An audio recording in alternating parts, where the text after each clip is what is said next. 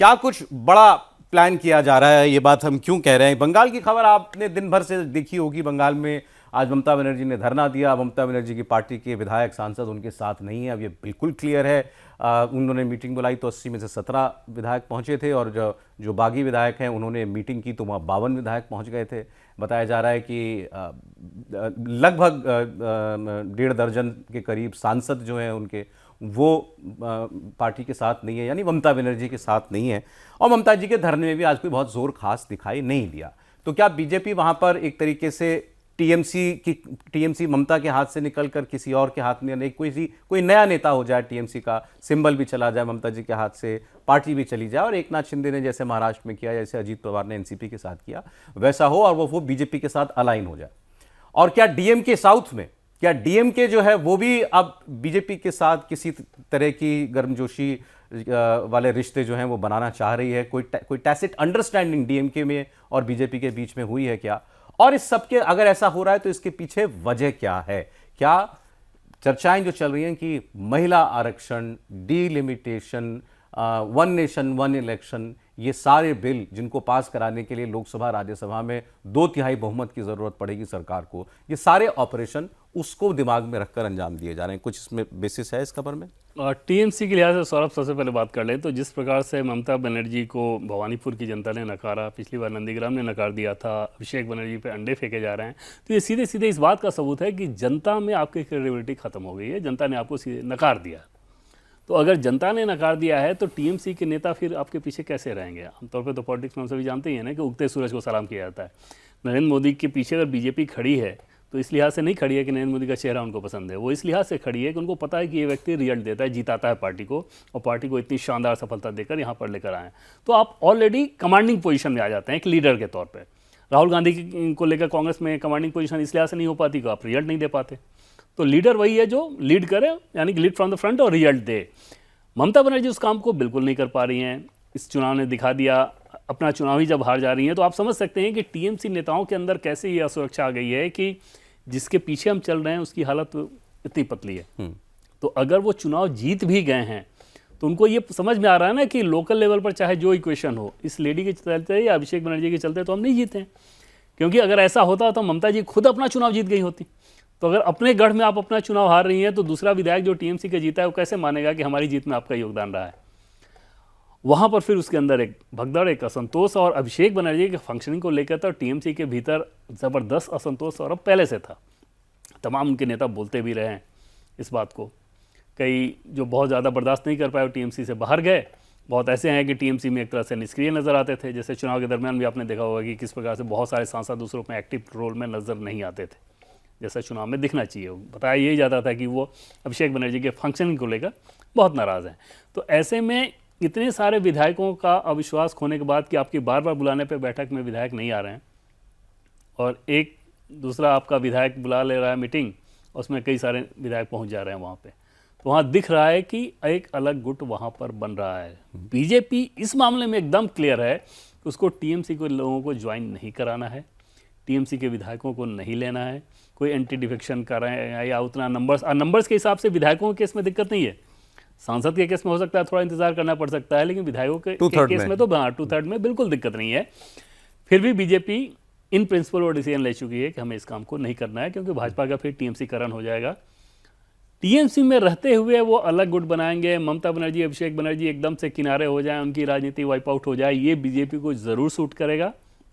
और उस तरह की सिचुएशन टीएमसी के भीतर नज़र आ रही है। वैसे टीएमसी के लोकसभा सांसद जो कि बीजेपी में लगातार अपने चैनल तलाश रहे हैं, क्योंकि उनको भी ये समझ में आ रहा है कि अगर हमारे एरिया के इतने सारे विधायक हार गए तो जनता का मूड तो उनको दिख रहा है। तो अगले चुनाव में जब हम जाएंगे, और ख़ासतौर पे तब जब हमारा सिस्टम और जो नेक्सस एक होता था वो भी ख़त्म हो गया, तो फिर हम अगला चुनाव कैसे जीतेंगे? तो वो बीजेपी के सहारे जीतेंगे। तो बीजेपी भले ही उनको अभी ले नहीं सकती या वो टीम से तुरंत छोड़ नहीं सकते, लेकिन टैक्टिकल मौके पर जैसे वोटिंग की नौबत होगी उस दिन टीएमसी के नेता, उस नेता को कोई काम पड़ जाएगा, किसी की तबीयत खराब हो जाएगी, कोई कहीं और किसी कार्यक्रम में बिजी हो जाएंगे, किसी का बर्थडे आ जाएगा। इस तरह की चीजें आगे आने वाले दिनों में आप देखेंगे हाउस में। मैं तो इसके और फॉर्मल वर्जन की बात कर रहा हूं आपसे, जैसा महाराष्ट्र में हुआ था भाई, लीडर ऑफ ऑपोजिशन असेंबली में और चीफ विप यही लोग तो तय करते हैं कि भाई पार्टी का रुख क्या रहेगा किसी मुद्दे पर, किसी विधेयक पर।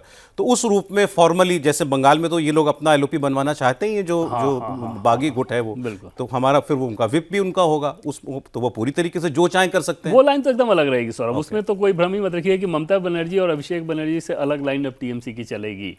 वो हाउस में वो नजर आएगा और विधानसभा में वो ज़्यादा नजर आएगा, क्योंकि वहाँ पर शुभेंदु अधिकारी के सामने सब कुछ अगर हो रहा है तो ममता बनर्जी के जो विधायक जीत गए हैं, जीते हुए विधायकों की बात मैं कर रहा हूँ, हारे हुए नहीं, उनमें ममता बनर्जी और खासतौर पर अभिषेक बनर्जी का जितना असर होगा उससे कई गुना ज़्यादा असर शुभेंदु अधिकारी। ये अंडरस्टैंडिंग डीएमके के साथ भी बन रही है? डीएमके उस रूप में सौरभ रहेगी जैसे डीएमके का जो स्टैंड रहा है सनातन को लेकर, डीएमसी ने जो एक लाइन ले रखी थी डीएमके ने, तो बीजेपी कभी ये अफोर्ड नहीं कर सकती कि पब्लिकली उनके साथ रहे। डीएमके को भी अपने तमिलनाडु में एक पॉलिटिक्स की चिंता रहेगी, लेकिन अब डीएमके के जो इमीडिएट राइवल या पॉलिटिकल शत्रु के हैं वो कांग्रेस पार्टी और विजय हैं, बीजेपी नहीं। वहाँ पर ज़रूर फिर कांग्रेस पार्टी की जो पार्लियामेंट में लाइन रहेगी उससे वो दूरी बनाना चाहेंगे। जिस प्रकार से वाईएसआर जो काम करती थी, भले ही वाईएसआर एनडीए का पार्ट नहीं थी, लेकिन पार्लियामेंट में हर मौके पे जब खासतौर पे बीजेपी के लिए बहुत ज़रूरी था वो सपोर्ट करती थी किसी न किसी रूप में, गैर हाजिर होकर वोटिंग से या दूसरी चीज़ बीजेडी करती थी, बीजेडी करती रही। वही नज़र आपको डीएमके के केस में भी नज़र आएगा कि राहुल गांधी जो लाइन खींचेंगे उससे वो अलग जाना चाहेंगे, अलग दिखने के लिए जाना चाहेंगे, और वहाँ पर बीजेपी को इनडायरेक्ट फ़ायदा हो जाएगा कि खासतौर पे जब क्रूशियल वोटिंग का मौका होता है। अब ये सब किस लिए? तो ये चर्चाएं हैं कि बीजेपी, बल्कि इनफैक्ट आपने तो बताया भी था कि डिलिमिटेशन बिल जो है और महिला आरक्षण इसी 2029 से ही लागू करना चाहती है बीजेपी। लोगों को, मैंने कुछ रिपोर्ट्स में पढ़ा कि उसमें वन नेशन वन इलेक्शन भी की भी बात चल रही है कि उसको भी लागू कर दिया जाए, जहां तक जितना भी पॉसिबल हो सके।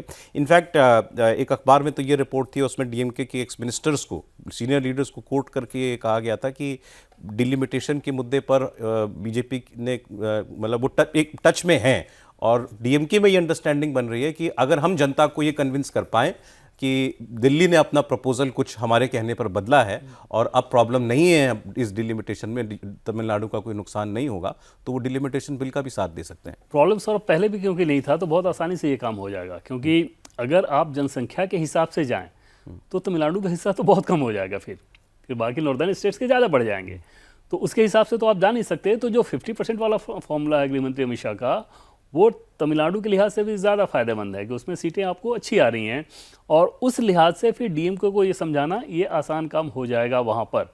और ये बीजेपी ज़रूर ये चाहेगी कि, जैसे कि पहले भी हम लोग बात करते रहे हैं, कि नरेंद्र मोदी की सरकार ये ज़रूर चाहेगी कि 2029 में महिला आरक्षण बिल धरातल पर उतरे और उसके साथ डिलिमिटेशन हो।